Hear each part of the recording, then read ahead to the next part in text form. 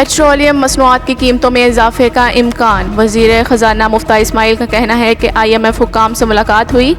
IMF چاہتا ہے petrol پر subsidy نہ دی جائے۔ انہوں نے کہا ہم متفق ہیں کہ ان سبسڈیز کے متحمل نہیں ہو سکتے جو ہم دے رہے ہیں، ہمیں اس کو کم کرنا پڑے گا۔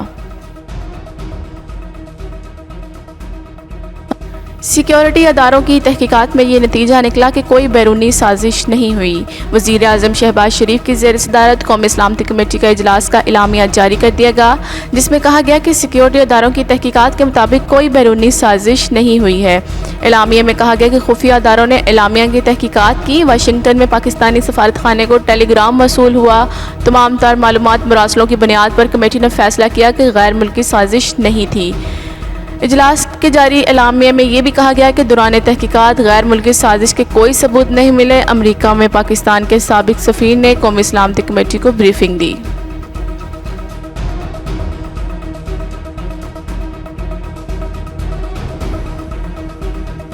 اعلامیہ میں کوئی نئی بات نہیں، اجلاس سے ہمارا موقف مضبوط ہوا۔ پاکستان تحریک انصاف کے وائس چیئرمین شاہ محمود قریشی کا کہنا ہے وزیر اعظم نے اپنے لیے مزید مشکلات پیدا کی ہیں۔ معاملہ نیشنل سیکیورٹی کے اجلاس کا تھا اور وزیر داخلہ پریس کانفرنس میں ذکر ECL کا کر رہے تھے۔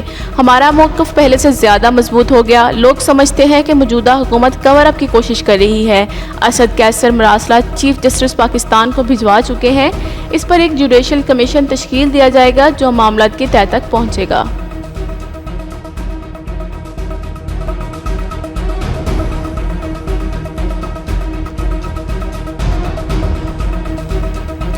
ابھی صرف 5 یا 10% سچ سامنے آیا ہے، مزید بھی سامنے آئے گا۔ قائد مسلم لیگ نون نواز شریف کا کہنا ہے کہ اسحاق ڈار نے بڑی محنت سے ملک کی معیشت کھڑی کی، اس شخص نے زمین بوس کر دی۔ سابق وزیر اعظم نے کہا کہ اس نے الیکشن سے پہلے بھی جھوٹے وعدے کیے اور اس کے بعد بھی جھوٹے وعدے کیے۔ ریاست مدینہ کا نام لے کر ظلم اور زیادتی کی۔ پاکستان کا وہ حشر کیا کہ اس کو تو عبرت کا نشان بنا دینا چاہیے۔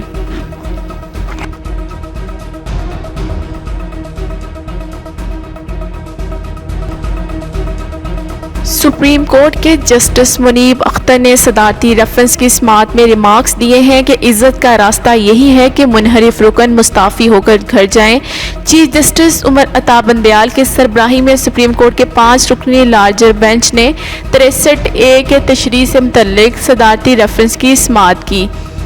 چیف جسٹس نے کہا کہ ملک کو میچور جمہوریت کی طرف لے کر جانا ہوگا، جس کے لیے ضروری ہے قانون ساز سیر حاصل گفتگو کریں۔ جسٹس منیب اختر نے کہا کہ عزت کا راستہ یہی ہے کہ منحرف رکن مستعفی ہو کر گھر جائیں، سیاستدانوں کو قربانیاں دینی ہوں گی۔ عدالت نے کیس کی سماعت عید کے بعد تک ملتوی کر دی۔ پاکستان کی عدالتی تاریخ میں پہلی مرتبہ اسلام آباد ہائی کورٹ کی عدالتی کارروائی کی لائیو سٹریمنگ کا فیصلہ کیا گیا۔ چیف جسٹس اسلام آباد ہائی کورٹ اطہر امین اللہ کی عدالت کی کارروائی کو ٹرائل کے طور پر محدود پیمانے پر براہ راست دکھایا جائے گا۔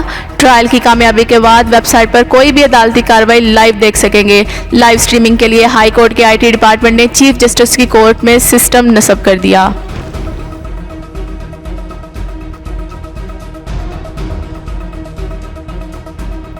پاکستان پیپلز پارٹی کے چیئرمین بلاول بھٹو زرداری کا کہنا ہے کہ عمران خان نے ہماری معاشیت، ثقافتی پالیسی اور ہمارے ملک کو جو نقصان پہنچایا ہے وہ کوئی تصور نہیں کر سکتا۔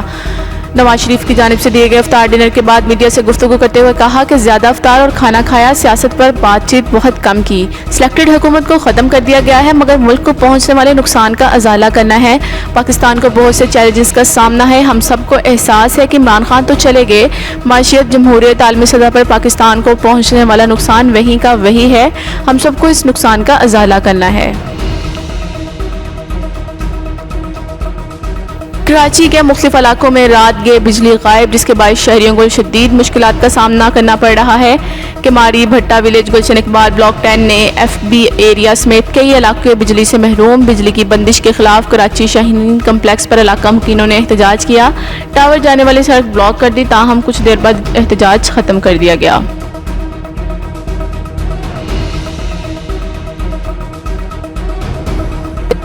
افغانستان کے شہر قندوز میں نماز جمعہ کے دوران دھماکے میں 33 افراد جاں بحق ہو گئے۔ قندوز کے ضلع امام صاحب کی مسجد میں نماز جمعہ کے دوران دھماکہ ہوا، جس کے نتیجے میں مسجد میں ہر طرف تباہی پھیل گئی۔